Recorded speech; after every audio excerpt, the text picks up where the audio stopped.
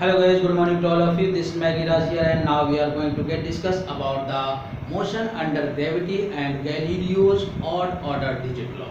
अब हम गुरुत्व के अधीन गति तथा गैलीलियो का विषम अंक संबंधी नियम और अवरोधन दूरी इनके बारे में डिस्कशन करने जा रहे हैं। मोशन इन स्ट्रेट लाइन, सरल रेखा में गति। तो देखते हैं मोशन अंडर ग्रेविटी यानी गुरुत्व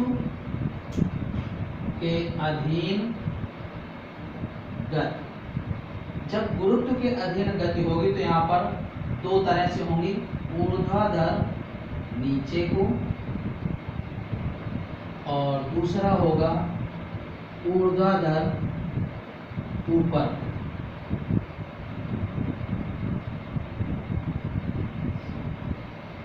तो जब नीचे को गति होगी तो देखिएगा, जब नीचे को गति होती है तो त्वरण अंडर ग्रेविटी में आएगा यानी गुरुत्व के अधीन, क्योंकि हर एक वस्तु को पृथ्वी अपनी ओर आकर्षित करती है, गुरुत्व के अधीन ही गिरती है। तो देखते हैं, मान लेते हैं कि ये कोई h ऊंचाई है जो अब s या x थी वो h हो जाएगा, और जब कोई वस्तु गिराई जाती है तो वो विरामावस्था से गिराई जाती है, नीचे की तरफ आएगी तो u बराबर 0 होगा और टकराएगी तो यहाँ पर कुछ इसका वेग होगा। ठीक है, तो पहला समीकरण होगा v equal to u plus a t, a की जगह g, h equal to u t plus 1/2 a t square यानी जी टी स्क्वायर, और v square equal to u square plus 2gh। ये तीसरा समीकरण है। यानी जब कोई वस्तु विश्रामावस्था या विरामावस्था से किसी ऊंचाई से छोड़ी जाती है तो प्रारंभिक वेग 0 होता है, u का मान 0 होगा और a का मान प्लस g होगा, और आपको पता है g का मान 10 मीटर प्रति सेकंड स्क्वायर या 9.8 मीटर प्रति सेकंड स्क्वायर होता है। ये MKS में होता है, और CGS में अगर मान देखें, ये है MKS का, और CGS में अगर इसका मान देखें तो g का, तो ये आ जाएगा 980 या 981 सेंटीमीटर प्रति सेकंड स्क्वायर। अब जब ऊर्ध्वाधर ऊपर की तरफ कोई वस्तु फेंकी जाएगी, मान लेते हैं कि s इक्वल टू h, यहाँ से फेंकी जा रही है तो इसका मतलब कुछ वेग उसको दिया जाएगा, इसका मतलब प्रारंभिक वेग उसका 0 नहीं होगा। और ये मान लीजिए कि अधिकतम यह ऊंचाई तक जाती है, इसका मतलब यहाँ जाते जाते इसका वेग क्या हो गया, 0 हो गया होगा, यानी आखिरी तक जाते जाते अधिकतम कितनी ऊंचाई तय कर पाई, h। और गुरुत्व के विरुद्ध जब चलेगा तो a का मान -g होगा। ठीक है, तो अब ये समीकरण आ जाएगा v equal to u minus g t, h equal to u t minus 1/2 g t square, and v square equal to u square minus 2gh। अब ये गति के समीकरण ये हो जाएंगे। ठीक है, तो इस प्रकार से हम गुरुत्व के अधीन गति को ज्ञात करेंगे।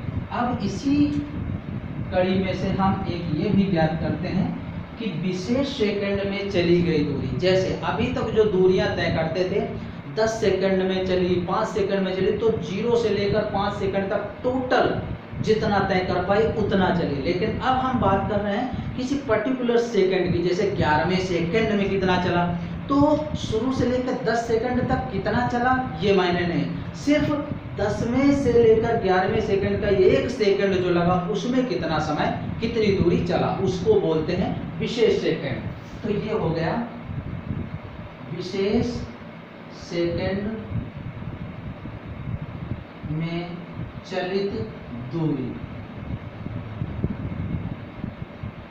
तो मान लेते हैं कि ये कोई कार है, A बिंदु से चलती है और ऐसे ये B बिंदु तक पहुंचती है। ठीक है ना, तो इसमें जो मान लेते हैं कि ये nवें सेकंड में, ठीक है ना, nवें सेकंड में यहाँ पर है, बी बिंदु पर है। तो nवें सेकंड में चली गई दूरी क्या हो जाएगी, Sn। ठीक है, तो जस्ट इसके एक पहले सेकंड में क्या होगा, ये मान लेते हैं कि ये कोई बिंदु C होगा, और जब ये कार यहाँ पर होगी C बिंदु पर, तो ये होगा n-1वां सेकंड। तो ये पूरी दूरी थी Sn, तो ये दूरी हो जाएगी यहाँ से यहाँ तक की लेकर Sn-1। तो एक सेकंड में कितनी दूरी चली, ये CB, ये हो जाएगी एक सेकंड में या विशेष सेकंड में दूरी। ठीक है ना, तो ये कितनी होगी, तो देखिएगा S का फॉर्मूला क्या होता है, ut प्लस हाफ at², ये होता है। तो nवें सेकंड में क्या हो जाएगा, ये Sn हो जाएगा un प्लस 1/2a n²। तो n-1वें सेकंड में क्या हो जाएगा, सेकंड में, तो ये हो जाएगा Sn-1 un-1 plus 1/2a n-1²। ये पहला समीकरण और ये दूसरा समीकरण। देखिएगा ये दूरी Sn में अगर इतने Sn-1 घटा दें तो ये विशेष सेकंड में चली गई दूरी आ जाएगी, इसको हम S मान लिया।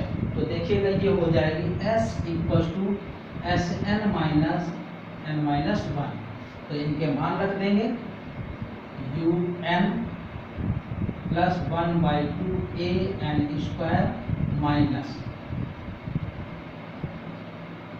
un-1 plus 1/2a n-1²। जब इसको सॉल्व करेंगे तो u प्लस 1/2a 2n-1, यानी ये आ जाएगी विशेष सेकंड में चली गई दूरी का सूत्र। आप हल कर सकते हैं इसको। तो इस तरीके से हम विशेष सेकंड में चली गई दूरी को भी हल कर सकते हैं, और ये फार्मूला आ जाएगा S = u plus 1/2a 2n-1।